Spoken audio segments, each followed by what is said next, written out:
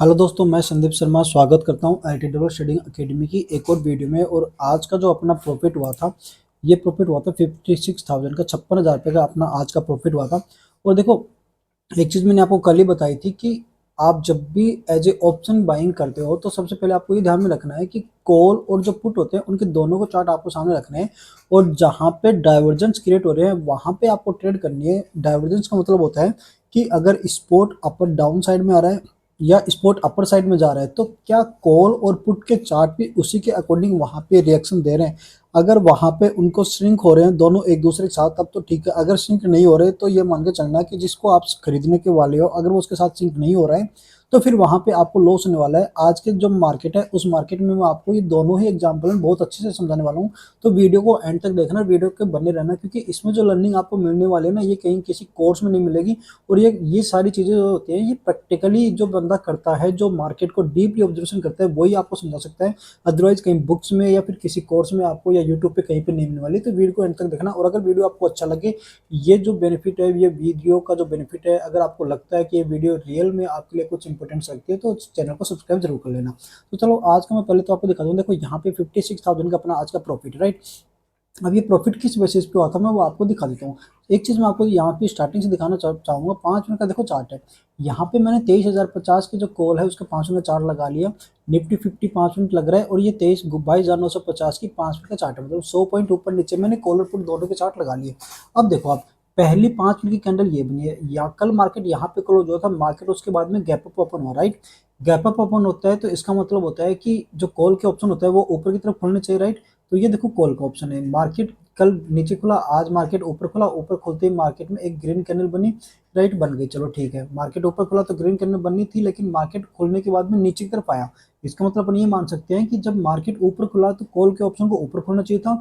जब प्राइस नीचे की तरफ आ रही थी तो कॉल के प्रीमियम को नीचे की तरफ आना चाहिए था। लेकिन हुआ क्या यहाँ पे अपोजिट हुआ। मार्केट ऊपर खुला तो कॉल के ऑप्शन भी ऊपर खुले, लेकिन जब मार्केट नीचे की तरफ आ रहा था उसके बाद में कॉल के ऑप्शन ऊपर गए। चलो पहली 5 मिनट कैंडल अपन मान लेते हैं कि भाई वहां पे जो थे उन जो कल के कॉल राइटर्स है उनके एसएल कट्टे होंगे तो वहां पे ऊपर निकल गया मार्केट। अब देखो लगातार देखो कैंडल, एक कैंडल, दो, तीन, चार, पाँच, छः, छः कैंडल कंटिन्यू जो है मार्केट में रेड कैंडल बनी है। मतलब कि पहली 5 उनकी कैंडल के नीचे मार्केट कंटिन्यू आ रहा था। तो अब होना क्या चाहिए, बेसिकली कॉल के ऑप्शन को भी कंटिन्यू नीचे की तरफ आना चाहिए था। लेकिन यहाँ पे क्या है, कॉल का ऑप्शन यहाँ पे है, उसके बाद में first, second, third, four, five, six, मतलब कि पहली जो 5 मिनट की कैंडल है मार्केट उसके नीचे आया ही नहीं। जबकि यहाँ पे जो स्पोर्ट वाला जो प्रीमियम था अपना, आप अगर उसको ऑब्जर्व करोगे यहाँ पे स्पोर्ट वाले प्रीमियम को, तो यहाँ पे स्पोर्ट का प्रीमियम कंटिन्यू नीचे की तरफ आ रहा था, लेकिन कॉल का ऑप्शन नीचे नहीं आ रहा था पहली 5 मिनट के। तो ये एक तो मैंने ये चीज ऑब्जर्व करी आज सुबह कि मार्केट नीचे आने के बाद में भी कॉल का प्रीमियम नीचे नहीं आ रहा। इसका मतलब ये हो सकता है कि अगर वापस से मार्केट इस हाई को ब्रेक करने की ट्राई करेगा तो यहाँ से एक मोमेंटम हो सकता है। ठीक है, अगर इसी के साथ में अपन अगर पुट के चार्ट को ऑब्जर्व करना स्टार्ट करें यहाँ पे, तो सेम एज वेल पुट के चार्ट को देखेंगे। पहली 5 मिनट जब मार्केट ऊपर खुला था तो पुट का चार्ट नीचे खुला था, राइट, नीचे खुल गया। उसके बाद में प्रीमियम जब पुट का चार्ट नीचे आ रहा था तो इसको ऊपर जाना चाहिए था, लेकिन ये अपोजिट डायरेक्शन में गया नीचे। अब देखो लगातार एक, दो, तीन, चार, पाँच, पांच कैंडल कंटिन्यू यहाँ पे रेड बनी, तो यहाँ पे एक, दो, तीन, चार, पाँच, पांच कैंडल कंटिन्यू ग्रीन बनी। अगर पांच कैंडल कंटिन्यू पुट की ग्रीन बन रही है तो पांच कैंडल कंटिन्यू कॉल की भी रेड में बननी चाहिए थी। अगर पुट अपने हाई के ऊपर निकल रहा है 5 मिनट के बाद में तो कॉल भी अपने लो के नीचे आनी चाहिए थी 5 मिनट के बाद में। यस नो, ये चीज आपको समझ में आ रही है आई थिंक, राइट। अगर वीडियो अच्छा लग रहा है तो वीडियो को लाइक कर देना, चैनल को प्लीज सब्सक्राइब कर लेना, क्योंकि मैं ऐसी डीप नॉलेज वाली वीडियो आप लोगों के लिए लाता रहूंगा जिससे ट्रेडिंग करने में आपको बहुत ज्यादा आसानी होगी। ये सारी ऑब्जर्वेशन मैंने खुद से करता हूँ और आप भी भविष्य में जाकर के अगर सीखना चाहते हो तो इस हिसाब से ऑब्जर्वेशन करते रहोगे, राइट। तो देखो यहाँ पे सारी चीज मैं ऑब्जर्व करी। अब मैंने देखा यहाँ पे कि मार्केट जो है वो कंटिन्यू नीचे आने के बाद में देखो एक रेंज के पास में यहाँ पे होल्ड कर रहा है। एक रेंज पे होल्ड करने का मतलब है कि पुट भी एक रेंज पे होल्ड करनी चाहिए थी। तो चलो देखते हैं कि पुट यहाँ पे होल्ड करे नीचे करके देखते हैं। देखो यहाँ पे जो पुट है वो यहाँ पे होल्ड कर रही है, ठीक है। अब एक चीज आप देखो यहाँ पे कि कॉल तो अपने है ना 5 मिनट के जो पहली 5 कैंडल है कॉल उसके वहीं पे होल्ड कर रही है, राइट। मतलब कि कॉल ने एक रेंज बना दी ये वाली। और पुट क्या कर रहा है, पुट ऊपर गया फिर नीचे आया, फिर ऊपर गया फिर नीचे आया, फिर ऊपर गया नीचे आया। मतलब कि ये वाला जो हाई है ना, इस हाई के लगभग ऊपर जा ही नहीं पा रहा है। और जहां से अगर पुट ने मार्केट में मोमेंटम दिया है, तो कॉल ने भी मार्केट में मोमेंटम डाउन साइड में देना चाहिए। तो एक तो ऑब्जेक्शन ये हुआ कि कॉल कहीं ना कहीं अपसाइड में रैली कर सकता है। उसके बाद देखा कि मैंने ये रेंज बनाई है, जैसे ही मार्केट यहाँ से निकलना स्टार्ट हुआ देखो, तो अब एक चीज और दिखाता हूँ। पहली 5 मिनट का हाई कौन सा है, ये वाला। ये कैंडल कहाँ पे बनी है, ये कैंडल कौन सी कब बनी थी, मैं बताता हूँ आपको। इस कैंडल का जो टाइम है वो बना है 11 बजे, 11 बजे के समथिंग ये कैंडल बनी है। स्पोर्ट का जो प्रीमियम है, स्पोर्ट की कैंडल जो है 11 बजे अपने हाई के आसपास ही पहुंची है ओनली। स्पोर्ट का प्रीमियम क्या किया, उस स्पोर्ट का प्रीमियम ने 11 बजे के समथिंग स्पोर्ट वाली प्रीमियम जो वो अपने हाई के पास में पहुंची है। चलो ऑप्शन में आ जाते हैं एक बार। ऑप्शन में देखो आप, ऑप्शन में 11 बजे ये कैंडल बनी थी, ठीक है। और ऑप्शन ने क्या किया है, 11 बजे अपने हाई को ब्रेक करते ऊपर की तरफ चले गई। तो यहाँ पे डाइवर्जेंस अपने को क्लियर दिख रहा है। डाइवर्जेंस का मतलब ये बहुत तेजी से चल रहा है, जबकि ये नहीं चल रहा। इसका मतलब क्या है, आज कॉल के अंदर क्या हो रहा है, कॉल के अंदर बाइंग आने वाली है, मोमेंटम आने वाला है, चाहे अभी आए चाहे दोपहर बाद में आए। ये चीज अगर आप ऑब्जर्व कर लोगे तो यहाँ पे आपको अच्छा प्रॉफिट हो सकता है। तो मैंने इसी बेसिस को आधार मानते हुए कॉल के अंदर देखो, ये तो मैं यहाँ पे ट्रेड नहीं कर पाया था, इस ट्रेड को तो मैं नहीं कर पाया, लेकिन मैंने जो ट्रेड करी थी वो बताता हूँ। फिर मैंने ये जो ट्रेड थी यहाँ पे बाय करी थी, आप देखो एक बार।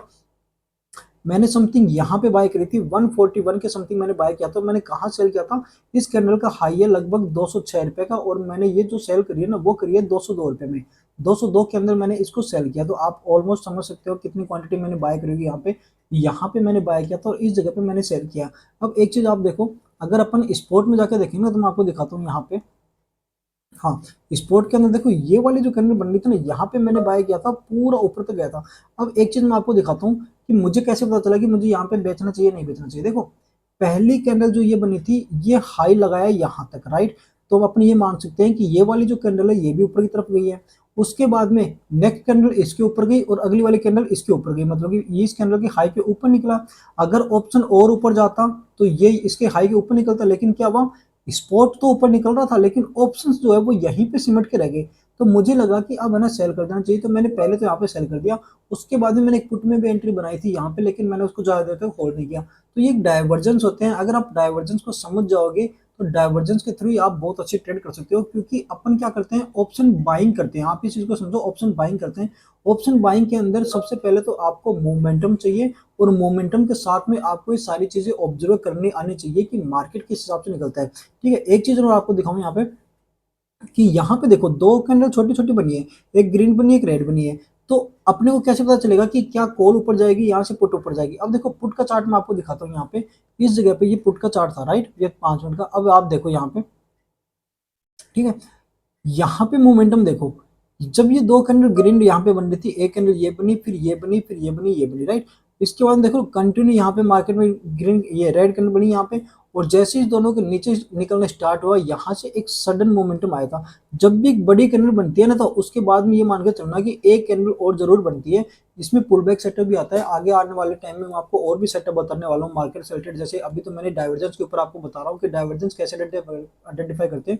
डाइवर्जेंस के अकॉर्डिंग अगर आप ट्रेड करोगे तो बहुत अच्छा प्रॉफिट मिलोगे। कमेंट में आप मुझे आकर के बता सकते हो अगर आपको डाइवर्जेंस के ऊपर और वीडियो चाहिए बाय डिटेल के अंदर, कि इसको एग्जैक्ट में स्टेप बाय स्टेप कैसे सीख सकते हैं और कैसे हम इसको पकड़ सकते हैं। तो मैं बिल्कुल लाइव में एक सेशन रिकॉर्ड कर लूंगा 1-2 घंटे का डेली बेसिस के ऊपर, वो आप लोगों के लिए अपलोड करता रहूंगा। अगर आपको रियल में सीखना है कि डाइवर्जेंस के थ्रू अपन कैसे ट्रेड करें, क्योंकि देखो ये एक यूनिक ट्रेड होता है, यूनिक लॉजिक होता है ट्रेड करने का। कई लोग प्राइस एक्शन पर ट्रेड करते हैं, कई लोग सेटअप के ऊपर काम करते हैं। मैं डाइवर्जेंस बोलता हूँ उसे कि जहां पे मुझे लगे। और ये जो डाइवर्जेंस होता है ये आपको अर्ली एंट्री करवा देते हैं हमेशा। कब करवाते हैं, अर्ली एंट्री। आप खुद देख सकते हो यहाँ पे मैंने सिर्फ यहीं पे इसी कैंडल पे एंट्री ली थी, और ये मेरा ये स्टॉप लॉस ये था, छोटा सा स्टॉप लॉस था। देखो मोमेंटम, देखो क्या मोमेंटम मिला है एक कैंडल के अंदर। अगर आपको एक कैंडल में 50-60 रुपए वहां पे मिल रहे तो बाकी ट्रेड करना ही क्यों है।